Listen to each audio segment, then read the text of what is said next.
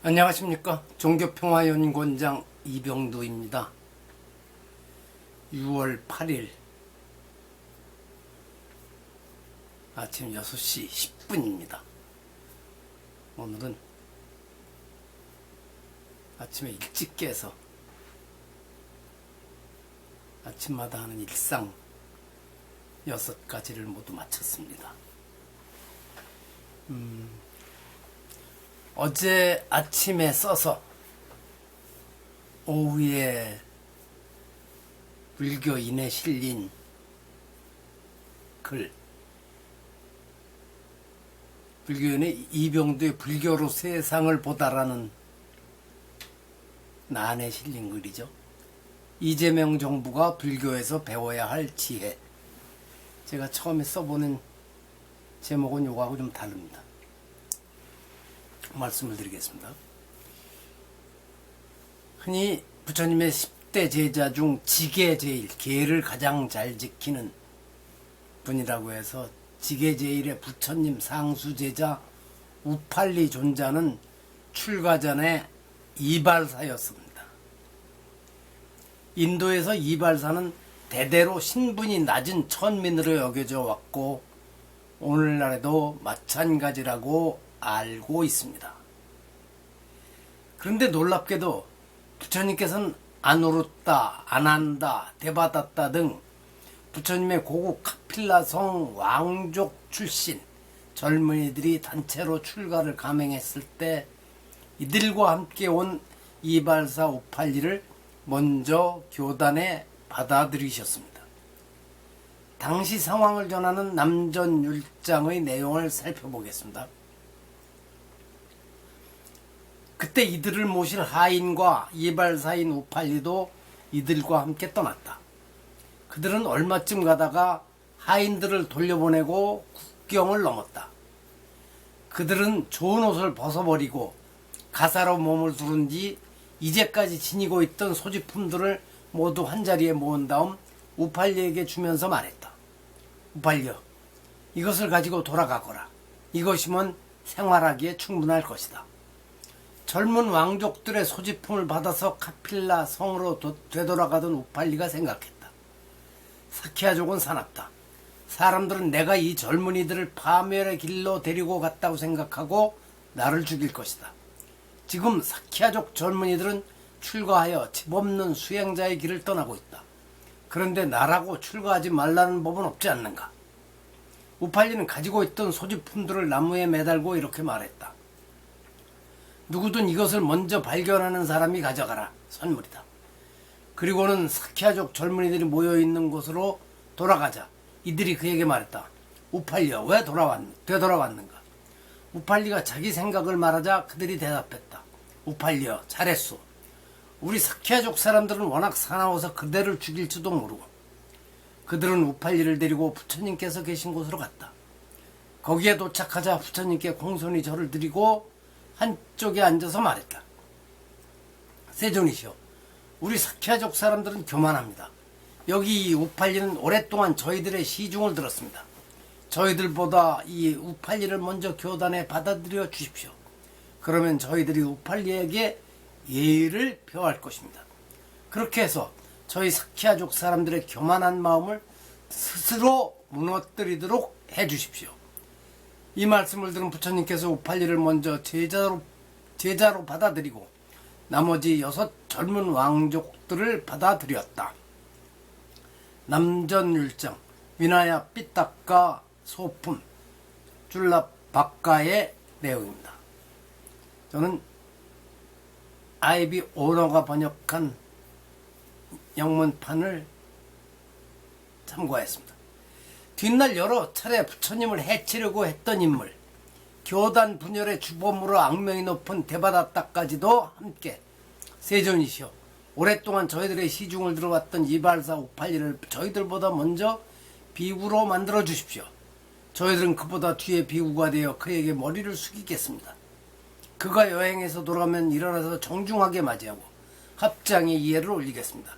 이렇게 하면 저희들이 갖고 있던 사키아족의 교만 덩어리가 부드러워질 것입니다라고 말씀을 드릴 수 있었다니 감동입니다. 이 장면은 단순한 출가 순서의 앞뒤를 정하는 문제를 넘어서 인간이 자존을 지키는 길이 무엇인가를 깊이 보여줍니다. 스스로의 교만을 깨닫고 다른 사람을 높여주며 법 앞에서 모두 평등함을 받아들이는 것, 이것이 바로 부처님 교단이 화합하며 우뚝 설 수 있었던 첫 걸음이었습니다. 정치의 자존을 이제는 겸허함으로 했으면 좋겠습니다. 오늘 우리가 사는 사회와 정치도 이와 다르지 않습니다. 지난해 12월 3일 전임 윤석열 대통령의 불법적인 계엄 선포와 3시간 만에 해제에 이은 대통령 탄핵으로 지난 6월 3일 치러진 제21대 대통령 선거에서 더불어민주당의 이재명 후보가 승리하여 새 정부가 출범했습니다. 여당이 된 더불어민주당과 정부의 우호적인 정당의 국회의원의 의석의 3분의 2 가까이를 차지하고 있어서 이재명 대통령은 국정 주도권을 잡고 훌륭한 대통령이 될 기반을 갖추었습니다. 반면에 혹 국정 혼란이 오더라도 그것을 야당 탓으로 돌리기 어려울 수 있습니다.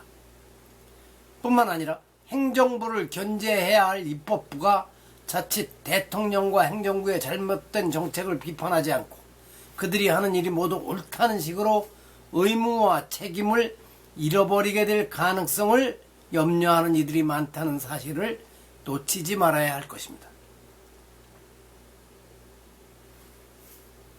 야당 탓을 할 수는 없죠.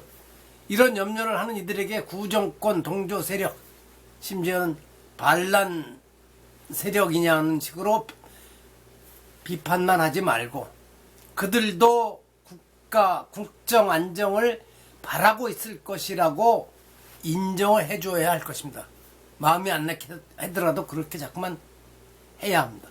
어쨌든 의회와 행정부의 균형과 견제 기능 상실 위험이 있는데도 불구하고 국민들이 이재명 후보를 선택해준 데에는 무너진 한국 정치의 품격을 되살릴 수도 있다는 기대가 있었을 것입니다. 국민은 변화를 선택한 것입니다. 이제 누가 이기느냐보다 어떻게 다르냐를 묻고 있습니다. 하지만 대통령 측근으로 거론되는 일부 여권 인사들의 언행은 여전히 우리가 곧 정의다, 적폐를 모조리 청산하겠다는 과거의 언어에 머물러 있는 듯합니다. 그 언어는 한때 정당했을지 모르지만 지금은 오히려 상대에 대한 적개심으로 오해받기 쉽습니다. 정의를 앞세운 말이 다른 생각을 가진 이들에게 비난으로 들려서는 안 됩니다. 모두를 쓸어버리겠다는 결연한 목소리 대신 함께 살아갈 방법을 찾는 겸허함이 필요합니다. 자신의 의로움을 내세우며 남의 말을 배척할 때 그 정의는 오히려 교만으로 변질됩니다. 자존은 타인을 이겨서 지켜지는 것이 아닙니다. 자신을 부끄럽지 않게 존엄을 지키는 것이 자존입니다.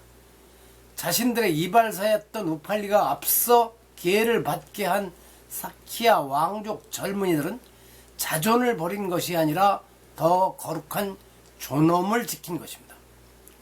법구경 제103 개송에서 전장에서 적군 100만을 정복했다 하여도 자기 자신을 정복한 사람이 진실로 최상의 승리자라고 말하며 모든 정복 가운데 자기 정복이 최상이라고 하였습니다. 진정한 정치의 시작은 상대를 이기는 기술이 아니라 자신을 다스리는 마음과 태도에 있습니다. 이재명 대통령과 더불어민주당이 그 위대함의 길을 걷기를 진심으로 기대합니다.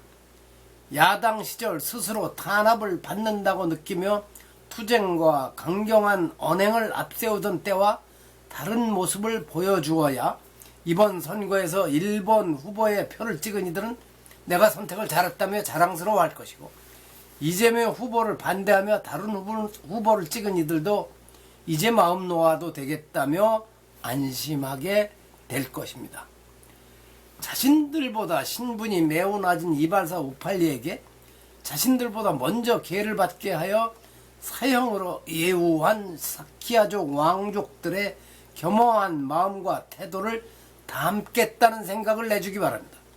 그것이 대통령 이재명과 여당인 더불어민주당의 자존심을 높여주고 국민의 신뢰를 받는 어렵지 않은 길입니다. 그것을 어렵다고 여기면 안 되죠. 정치의 품격은 권력의 크기와 무게가 아니라 그 권력을 어떻게 다루는가에 달려 있습니다.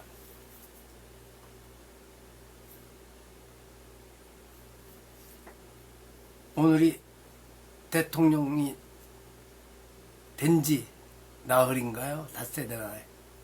하여튼 잘 해주길 기대합니다. 저는 아직은 좀 더 바라보고 있습니다. 누구에게도 그렇죠. 큰 기대도 걸지 않고 욕도 하지 않고 지켜봅니다. 여기서 마칩니다. 들어주셔서 감사합니다.